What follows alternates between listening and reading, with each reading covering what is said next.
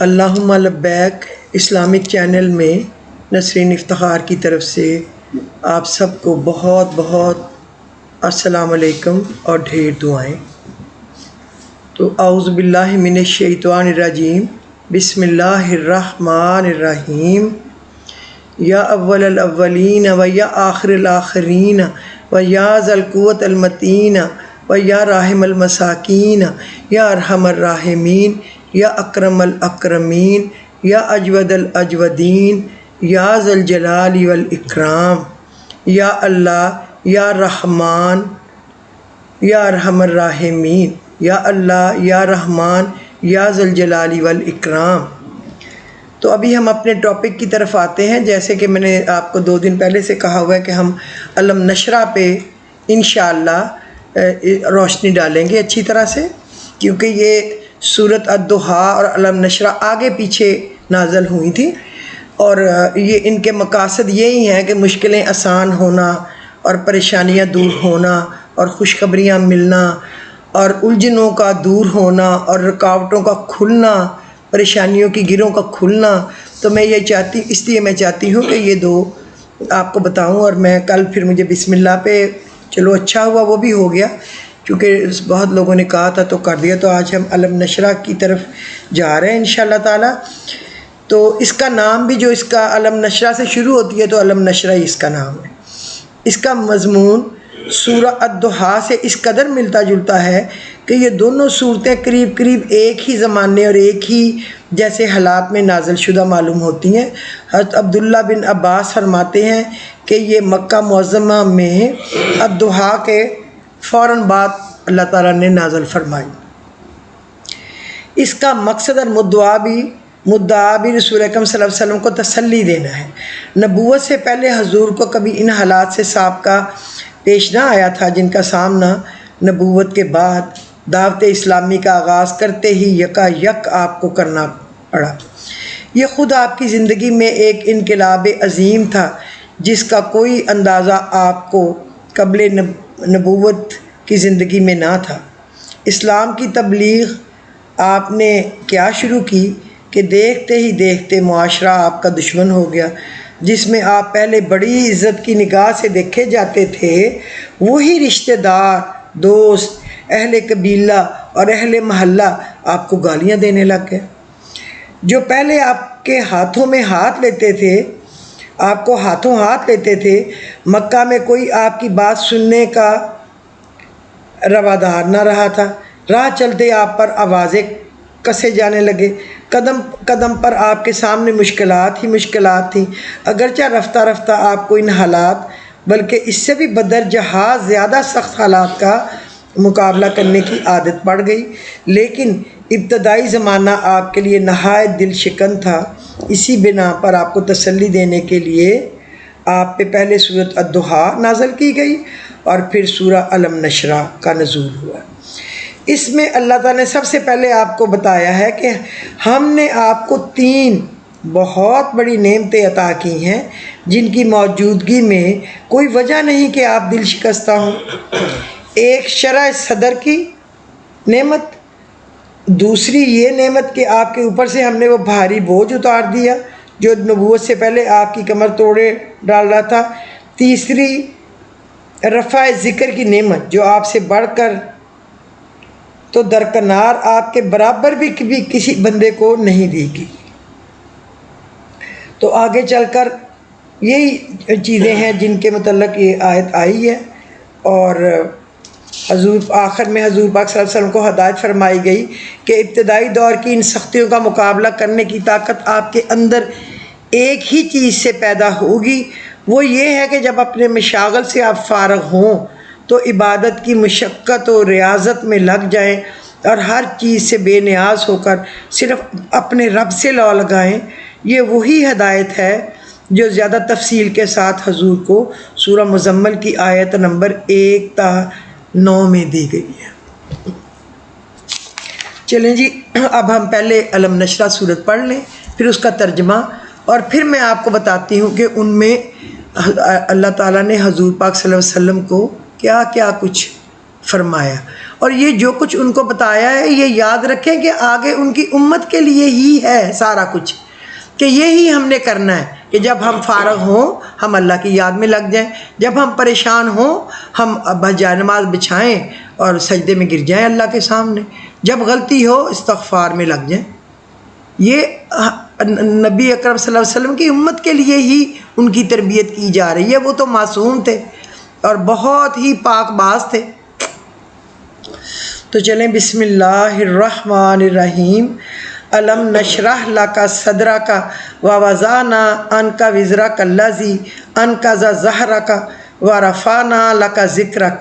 فإن مع العسر یسرا ان مع العسر یسرا فإذا فرغت فانصب وإلی ربک فارغب۔ اس کی 8 آیات ہیں۔ تو اب میں آپ کو ترجمہ بتاتی ہوں۔ اے نبی،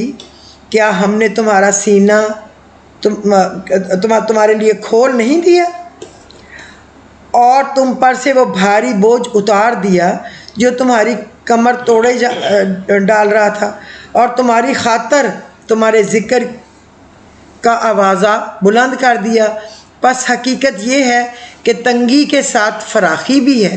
اور بے شک تنگی کے ساتھ فراخی بھی ہے، لہٰذا جب تم فارغ ہو تو عبادت کی مشقت میں لگ جاؤ اور اپنے رب ہی کی طرف راغب رہو۔ دیکھیں ماشاءاللہ کیا صورت ہے الم نشرح، اور کیا ترجمہ ہے۔ اب میں آپ کو پہلی آیت کا بتاتی ہوں ترجمہ۔ الم نشرح لک صدرک، اس سوال سے کلام کا آغاز اور پھر بعد کا مضمون یہ ظاہر کرتا ہے کہ رسول اللہ صلی اللہ علیہ وسلم اس زمانے میں ان شدید مشکلات پر سخت پریشان تھے جو دعوت اسلامی کا کام شروع کرنے کے بعد ابتدائی دور میں آپ کو پیش آ رہی تھیں۔ ان حالات میں اللہ تعالیٰ نے آپ کو مخاطب کر کے تسلی دیتے ہوئے فرمایا کہ اے نبی، کیا ہم نے یہ اور یہ عنایت تم پر نہیں کی ہیں؟ پھر ان ابتدائی مشکلات پر تم پریشان کیوں ہو رہے ہو؟ سینہ کھولنے کا لفظ قرآن مجید میں جن مواقع پر آیا ہے ان پر نگاہ ڈالنے سے معلوم ہوتا ہے کہ اس کے 2 معنی ہیں۔ ایک تو سورہ انعام کی آیت نمبر 125، آپ اپنے قرآن پاک میں کھول کے نشان لگانا، سورہ انعام آیت نمبر 125، اس میں فرمایا فَمَن يُرِدِ اللَّهُ أَن يَهْدِيَهُ يَشْرَحْ صَدْرَهُ لِلْإِسْلَامِ، پس جس شخص کو اللہ تعالیٰ ہدایت بخشنے کا ارادہ فرماتا ہے اس کا سینہ اسلام کے لیے کھول دیتا ہے۔ آپ دیکھیں ہمیں بھی جب اللہ ہدایت کا ارادہ فرماتا ہے تو ہم اللہ کے کاموں کی طرف دوڑنے لگتے ہیں، یہ بھی کر لیں وہ بھی کر لیں۔ جب ہم غافل ہوتے ہیں تو ہمیں خیال بھی نہیں آتا کہ اذان ہو رہی ہے، ہم نے کوئی نماز بھی پڑھنی ہے، دوسرے کام تو بڑے دور کی بات رہ گئی۔ اور دوسری جگہ دیکھیں سورہ زمر آیت نمبر 22 میں فرمایا أَفَمَنْ شَرَحَ اللَّهَ صَدْرَهُ لِلْإِسْلَامِ فَهُوَ عَلَى نُورٍ مِّن رَبِّهِ، سورہ زمر آیت نمبر 22۔ تو کیا وہ شخص جس کا سینہ اللہ نے اسلام کے لیے کھول دیا ہو پھر وہ اپنے رب کی طرف سے ایک روشنی پر چل رہا ہو؟ ان دونوں مقامات پر شرح صدر سے مراد ہر قسم کے ذہنی خلجان اور تردد سے پاک ہو کر اس بات پر پوری طرح مطمئن ہو جانا ہے کہ اسلام کا راستہ ہی برحق ہے، اور وہی عقائد، وہی اصول اخلاق و تہذیب و تمدن اور وہی احکام و ہدایت بالکل صحیح ہیں جو اسلام نے انسان کو دیے۔ اب چلیے دوسری، وَوَضَعْنَا عَنْكَ وِزْرَكَ الَّذِي، اور تم پر سے وہ بھاری بوجھ اتار دیا جو تمہاری کمر توڑ رہا تھا۔ اچھا آپ دیکھیں سورہ شعراء کھولیں آیت نمبر 12 اور 13، 12 اور 13، اس میں ذکر آیا ہے کہ حضرت موسیٰ کو جب اللہ تعالیٰ نے نبوت کے منصب عظیم پر مامور کر کے فرعون اور اس کی عظیم سلطنت سے جا ٹکرانے کا حکم دیا تھا، انہوں نے عرض کیا ربی انی اخاف ان یکذبون ویضیق صدری، میرے رب میں ڈرتا ہوں کہ وہ لوگ تو مجھے جھٹلا دیں گے، اور میرا سینہ تنگ ہو رہا ہے۔ وہ گھبرا رہے تھے کہ اتنا بڑا فرعون طاقت، اور میں وہاں جا کے کھڑا ہو جاؤں گا تو میری بات کون سنے گا، میرا سینہ تنگ ہو رہا ہے۔ اور سورہ طٰہٰ آیت نمبر 25، 26، 25 اور 26 میں آپ کھول کے دیکھیں، بیان کیا گیا ہے اس موقع پر حضرت موسیٰ نے اللہ تعالیٰ سے دعا مانگی، ربی اشرح لی صدری ویسر لی امری۔ ساری دعا آپ کو پتہ ہی ہے، میرے رب میرا سینہ میرے لیے کھول دے اور میرا کام میرے لیے آسان فرما دے۔ یہاں سینے کی تنگی سے مراد یہ ہے کہ نبوت جیسے کار عظیم کا بار سنبھالنے اور تنہا کفر کی جابر و قہر طاقت سے ٹکر لینے کی آدمی کی میں ہمت نہیں پڑ رہی ہوتی، اور شرح صدر سے مراد یہ ہے کہ آدمی کا حوصلہ بلند ہو جائے، کسی بڑی سے بڑی مہم پر جانے اور کسی سخت سے سخت کام کو انجام دینے میں بھی اسے تحمل نہ ہو، اور نبوت کی عظیم ذمہ داریاں سنبھالنے کی اس میں ہمت پیدا ہو جائے۔ غور کیا جائے تو محسوس ہوتا ہے کہ اس آیت میں رسول اللہ صلی اللہ علیہ وسلم کا سینہ کھول دینے سے یہ دونوں معنی مراد ہیں۔ پہلے معنی کے لحاظ سے اس کا مطلب یہ ہے کہ نبوت سے پہلے رسول اللہ صلی اللہ علیہ وسلم مشرکین عرب، نصارہ، یہود، مجوس سب کے مذہب کو غلط سمجھتے تھے، اور اس حنفیت پر ہی مطمئن نہ تھے جو عرب کے بعض قائلین توحید میں پائی جاتی تھی، کیونکہ یہ ایک مبہم عقیدہ تھا جس میں راہ راست کی کوئی تفصیل نہ ملتی تھی۔ لیکن آپ کو چونکہ خود یہ معلوم نہ تھا کہ یہ راہ راست کیا ہے، اس لیے آپ سخت ذہنی خلجان میں مبتلا تھے۔ نبوت عطا کر کے اللہ تعالیٰ نے آپ کے اس خلجان کو دور فرما دیا اور وہ راہ راست کھول کر آپ کے سامنے رکھ دی، جس سے آپ کو کامل اطمینان قلب حاصل ہو گیا۔ دوسرے معنی کے لحاظ سے اس کا مطلب یہ ہے کہ نبوت عطا کرنے کے ساتھ اللہ تعالیٰ نے آپ کو وہ حوصلہ، وہ ہمت، وہ العزمی، وہ وسعت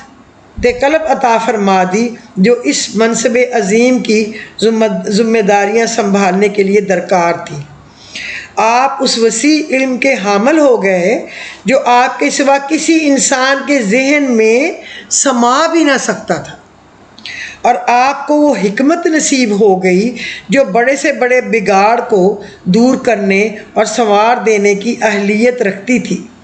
آپ اس قابل ہو گئے کہ جاہلیت میں مستغرق اور جہالت کے اعتبار سے انتہائی اکھڑو معاشرے میں کسی بے سر و سامانی اور ظاہراً کسی پشت پناہ طاقت کی مدد کے بغیر اسلام کے علمبردار بن کر کھڑے ہو جائیں، مخالفت اور دشمنی کے کسی بڑے سے بڑے طوفان کا مقابلہ کرنے سے نہ ہچکچائیں۔ اس راہ میں جو بھی تکلیفیں اور مصیبتیں پیش آئیں ان کو صبر کے ساتھ برداشت کر لیں، اور کوئی طاقت آپ کو اپنے موقف سے نہ ہٹا سکے۔ یہ شرح صدر کی بیش بہا دولت جب اللہ نے آپ کو عطا کر دی تو آپ ان مشکلات پر دل گرفتہ کیوں ہوتے ہیں جو آغاز کار کے اس مرحلے میں پیش آ رہی ہیں؟ بعض مفسرین نے شرح صدر کے معنی میں لیا ہے اور اس آیت کو اس معجزہ شق صدر کا ثبوت قرار دیا ہے جو احادیث کی روایت میں بیان ہوا ہے، لیکن حقیقت یہ ہے اس معجزے کے ثبوت کا مدارہ احادیث کی روایت پر ہی ہے۔ قرآن سے اس کو ثابت کرنے کی کوشش صحیح نہیں ہے۔ عربی زبان کے لحاظ سے شرح صدر کو کسی طرح بھی شق صدر کے معنی میں نہیں لیا جا سکتا۔ جیسے کچھ لوگ کہتے ہیں نا حضور کا سینہ چاک کیا، اس کو نکالا، اس کو دھویا، پھر اس کو جبرائیل علیہ السلام نے صاف کر دیا، ایسا قرآن مجید میں کہیں بھی اس کا کوئی ذکر نہیں۔ علامہ الوسی روح المعافی میں فرماتے ہیں محققین کے نزدیک اس آیت میں شرح صدر کو شق صدر پر محمول کرنا ایک کمزور بات ہے، لہٰذا اپنے جو دماغ ہیں نا جن میں یہ خام خواہ کے کچھ لوگ بیان کرتے رہتے ہیں باتوں کو، کوئی بائبل سے کوئی کسی اور چیز سے پکڑ کے، اور ہم اندھا دھند سن کے ان پہ یقین کر لیتے ہیں۔ قرآن پاک میں ایسا کچھ ذکر نہیں ہے کہ ان کا سینہ کاٹا پھر ان کا باہر کلیجہ نکالا پھر اس کا دل کاٹا پھر صاف کیا، ایسا قرآن میں نہیں ہے۔ تو چلیں جی اب تیسری کی طرف جاتے ہیں، وزرا کلازی ان قضا ظہرک، جس نے آپ کی کمر توڑی ہوئی تھی۔ اچھا، مفسرین میں سے بعد نے اس کا مطلب یہ لیا ہے کہ نبوت سے پہلے ایام جاہلیت میں نبی صلی اللہ علیہ وسلم سے کچھ قصور ایسے ہو گئے تھے جن کی فکر آپ کو سخت گراں گزر رہی تھی، اور یہ آیت نازل کر کے اللہ نے آپ کو مطمئن کر دیا کہ آپ کے وہ قصور ہم نے معاف کر دیے، لیکن ہمارے نزدیک یہ مانی لینا سخت غلطی ہے۔ حضور پاک سے کبھی کوئی ایسی غلطی نہیں ہوئی تھی۔ اول تو لفظ دزر کے معنی لازماً گناہ ہی کے نہیں ہے، بلکہ یہ لفظ بھاری بوجھ کے لیے لایا گیا ہے۔ وزرک، یہ دیکھیں، یہ اس لیے لایا گیا ہے کہ بھاری بوجھ تھا، اس لیے کوئی وجہ نہیں کہ اس کو خام خواہ برے معنی میں لیا جائے۔ دوسرے، حضور کی نبوت سے پہلے کی زندگی اس قدر پاکیزہ تھی کہ قرآن میں مخالفین کے سامنے اس کو ایک چیلنج کے طور پر پیش کیا گیا تھا۔ چنانچہ نبی اکرم صلی اللہ علیہ وسلم سے کفار کو مخاطب کر کے یہ کہلوایا گیا، فَقَدْ لَبِثْتُ فِيكُمْ عُمْرًا مِّن قَبْلِهِ، میں اس قرآن کو پیش کرنے سے پہلے تمہارے درمیان ایک عمر گزار چکا ہوں۔ یہ سورہ یونس کی آیت نمبر 16 میں آ چکا ہے۔ دیکھیں، اگر حضور پاک سے کوئی اس طرح کی غلطیاں ہوئی ہوتی تو اللہ ان کو ہائی لائٹ کرتے قرآن پاک میں اور ان کو کلیئر کرتے کہ میں نے معاف کیا، ایسا تو کچھ ہوا ہی نہیں ہے۔ اور اس لیے غلط باتوں کو پہ ہم کان دھریں، گناہ ہے بہت۔ اور حضور اس کردار کے انسان بھی نہ تھے کہ لوگوں سے چھپ کر آپ نے کوئی گناہ کیا ہو، معاذ اللہ۔ اگر ایسا ہوتا تو اللہ تعالیٰ اس سے ناواقف نہ ہو سکتا تھا کہ جو شخص کوئی چھپا ہوا داغ اپنے دامن میں لیے ہوئے ہوتا اس سے خلق خدا کے سامنے برملا وہ بات کہلواتا جو سورہ یونس کے مذکورہ بالا آیت میں ان سے کہلوائی ہے۔ پس در حقیقت اس آیت میں دزر کے صحیح معنی ہے بھاری بوجھ کے، اور اس سے مراد رنج و غم اور فکر و پریشانی کا وہ بوجھ ہے جو اپنی قوم کی جاہلیت کو دیکھ دیکھ کر آپ کی حساس طبیعت پر پڑ رہا تھا۔ آپ کے سامنے بت پوجے جا رہے تھے، شرک اور مشرکانہ اوہام رسوم کا بازار گرم تھا، اخلاق کی گندگی اور بے حیائی ہر طرف پھیلی ہوئی تھی، معاشرے میں ظلم اور معاملات میں فساد عام تھا، زوراوروں کی زیادتی سے بے زور پس رہے تھے، لڑکیاں زمین میں دفن کی جا رہی تھی، قبیلوں پر قبیلے چھاپے مار رہے تھے، اور بعض اوقات 100 برس تک انتقامی لڑائیوں کا سلسلہ چلتا رہتا تھا۔ کسی کی جان، مال، آبرو محفوظ نہ تھی۔ جب تک آپ کی اس پشت پر کوئی مضبوط جتھا نہ ہوتا، یہ حالت دیکھ کر آپ اڑتے تھے، مگر اس بگاڑ کو دور کرنے کی کوئی صورت آپ کو نظر نہ آتی تھی۔ یہی فکر آپ کی کمر توڑے جا رہی تھی، جس کا بار گراں اللہ تعالیٰ نے ہدایت کا راستہ دکھا کر آپ کے اوپر سے اتار دیا، اور نبوت کے منصب پر سرفراز ہوتے ہی آپ کو معلوم ہو گیا کہ توحید اور آخرت اور رسالت پر ایمان ہی وہ شاہ کلید ہے جس سے انسانی زندگی کے ہر بگاڑ کا قفل کھولا جا سکتا ہے اور زندگی کے ہر پہلو میں اصلاح کا راستہ صاف کیا جا سکتا ہے۔ اللہ تعالیٰ کی اس رہنمائی نے آپ کے ذہن کا سارا بوجھ ہلکا کر دیا اور آپ پوری طرح مطمئن ہو گئے کہ اس ذریعے سے آپ نہ صرف عرب بلکہ پوری نوع انسانی کو ان خرابیوں سے نکال سکتے ہیں جن میں اس وقت عرب کے لوگ اور عرب سے باہر کی بھی ساری دنیا مبتلا تھی۔ اور اب آتے ہیں ہم تیسری آیت کی طرف، وزرک الذی انقض ظہرک کا۔ اور یہ بات اس زمانے میں فرمائی گئی تھی جب کوئی شخص یہ سوچ بھی نہ سکتا تھا کہ جس فرد فرید کے ساتھ گنتی کے چند آدمی ہیں وہ بھی صرف شہر مکہ تک محدود ہے، اس کی آواز دنیا بھر میں کیسے بلند ہوگی۔ اور کیسی ناموری اس کو حاصل ہوگی، لیکن اللہ تعالیٰ نے ان حالات میں اپنے رسول صلی اللہ علیہ وسلم کو یہ خوشخبری سنائی اور پھر عجیب طریقے سے اس کو پورا کیا۔ سب سے پہلے آپ کے رفع ذکر کا کام اس نے خود آپ کے دشمنوں سے لے لیا۔ کفار مکہ نے آپ کو ذکر دینے کے لیے جو طریقے اختیار کیے، ان میں ایک طریقہ یہ تھا کہ حج کے موقع پر جب تمام لوگ عرب سے کھچا کھچ بھر گئے اور عرب لوگ کھچ کھچ کے ان کے شہر میں آتے تھے، اس زمانے میں کفار کے وفود حاجیوں کے ایک ایک ڈیرے پر جاتے اور لوگوں کو خبردار کرتے کہ یہاں ایک خطرناک شخص محمد صلی اللہ علیہ وسلم نامی ہے جو لوگوں پر ایسا جادو کرتا ہے کہ باپ بیٹے، بھائی بھائی، شوہر بیوی میں جدائی پڑ جاتی ہے، اس لیے ذرا اس سے بچ کے رہنا۔ یہی باتیں وہ ان سب لوگوں سے بھی کہتے تھے جو حج کے سوا دوسرے دنوں میں زیارت یا کسی کاروبار کے سلسلے میں مکہ آتے تھے۔ اس طرح اگرچہ وہ حضور کو بدنام کر رہے تھے،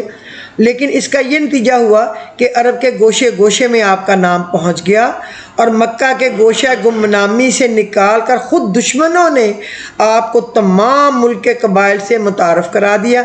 اس کے بعد یہ بالکل فطری امر تھا کہ لوگ یہ معلوم کریں کہ وہ شخص ہے کون، کیا کہتا ہے، کیسا آدمی ہے، اس کے جادو سے متاثر ہونے والے کون لوگ ہیں اور ان پر اس کے جادو کا آخر کیا اثر ہوتا ہے۔ کفار مکہ کا یہ پروپیگنڈا جتنا جتنا بڑھتا چلا گیا، لوگوں میں یہ جستجو بڑھتی چلی گئی۔ پھر جب اس جستجو کے نتیجے میں لوگوں کو آپ کے اخلاق اور آپ کی سیرت و کردار کا حال معلوم ہوا، جن لوگوں نے قرآن سنا اور انہیں پتہ چلا کہ وہ تعلیمات کیا ہیں جو آپ پیش فرما رہے ہیں، اور جب دیکھنے والوں نے یہ دیکھا کہ جس چیز کو جادو کہا جا رہا ہے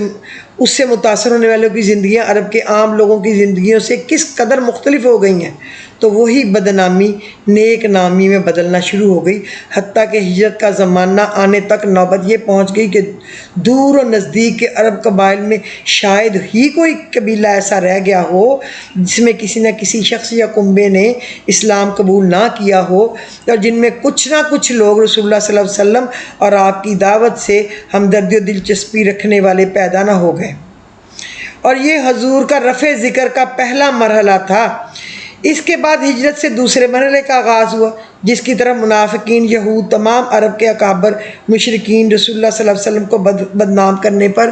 سرگرم تھے، اور دوسری طرف مدینہ طیبہ کی اسلامی ریاست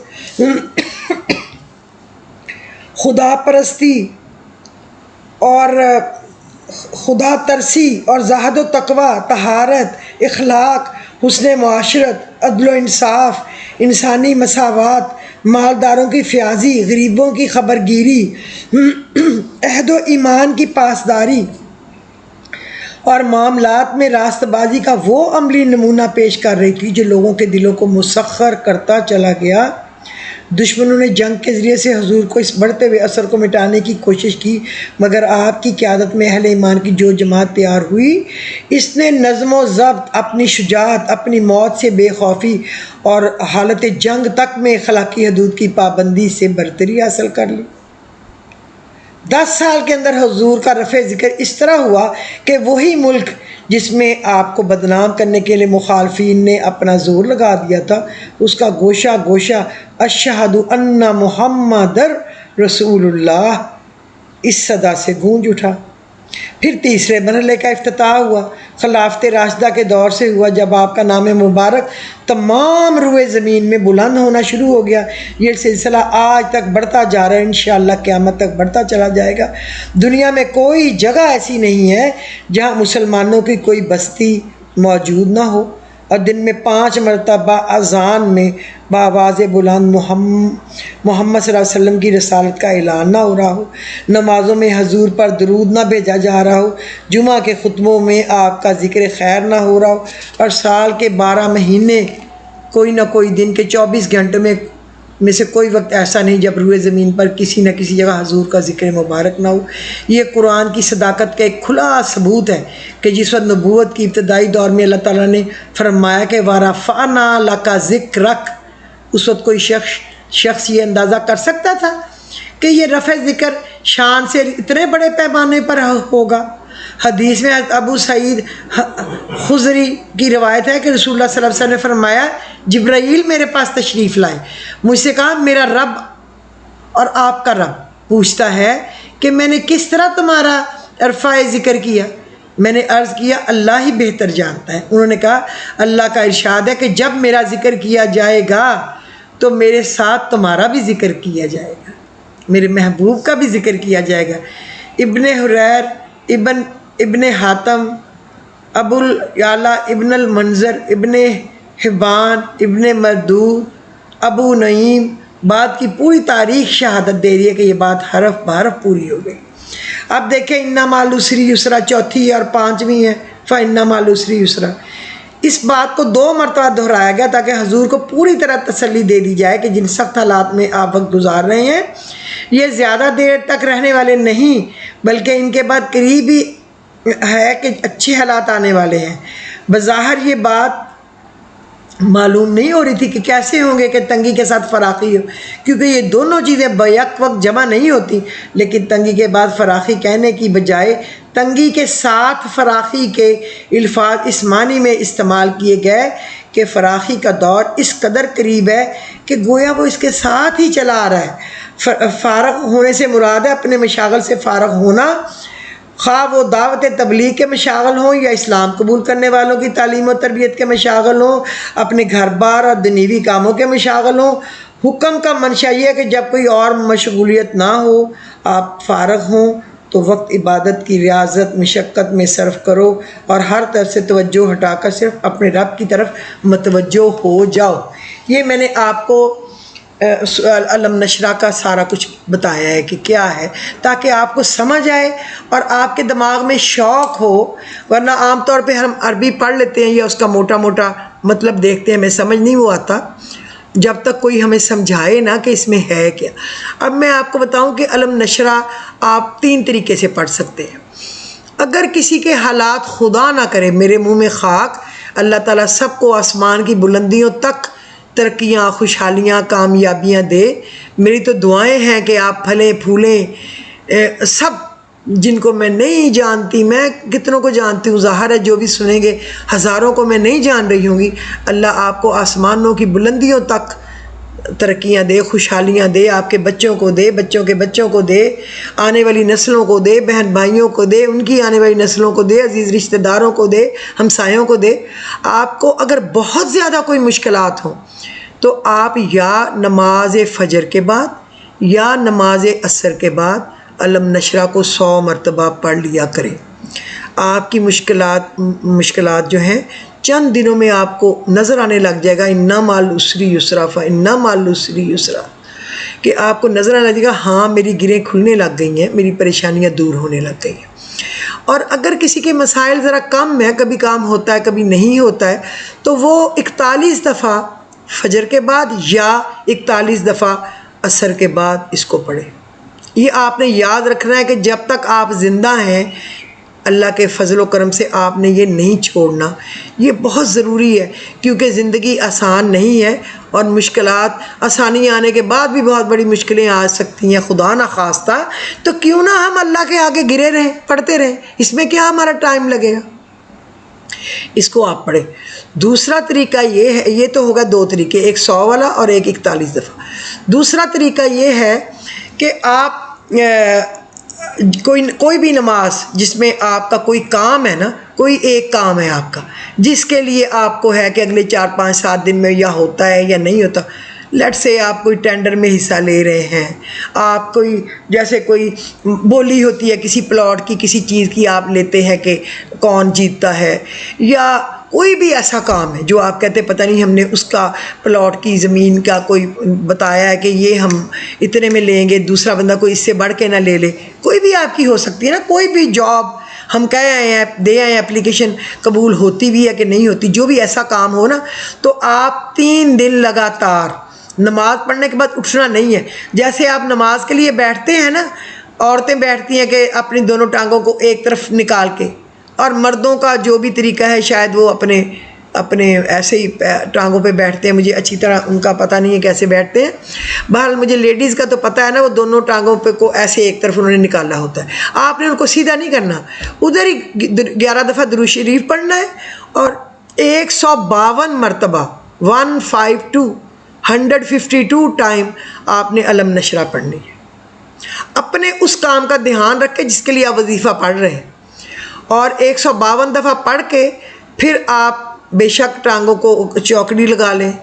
جیسے بھی ہے، پھر آپ نے 11 تسبیحاں یا لطیفوں کی پڑھنی ہے۔ اللہ تو باریک بین ہے، تو کھولنے والا ہے، تو میرا ہمارا کام کھول دے۔ 11 تسبیحاں یہی نیت رکھ کے پڑھنی ہے، اور پھر 11 دفعہ درود شریف پڑھنا ہے، یہ آپ نے 3 دن پڑھنا ہے۔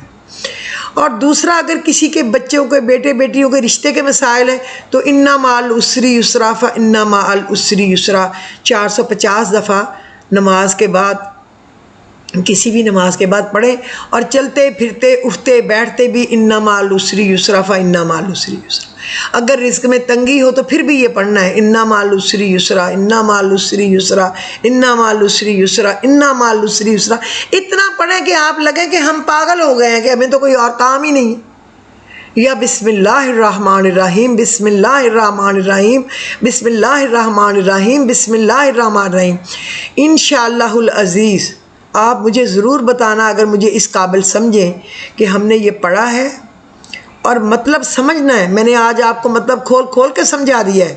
مطلب کو ذہن میں رکھنا ہے۔ اگر آپ کو مطلب نہیں ہے، رٹے رٹائے جملے پڑھ رہے ہیں، اس کا کوئی فائدہ نہیں ہے۔ وہ ایسے ہی ہے کہ آپ ٹکرے مار رہے ہیں بلا وجہ، تالا لگا ہوا ہے دروازے پہ اور ٹکرے مار رہے ہیں، بجائے اس کے کہ آپ لاک کو کھولیں اور ایم ہی سر مار رہے ہیں اپنا۔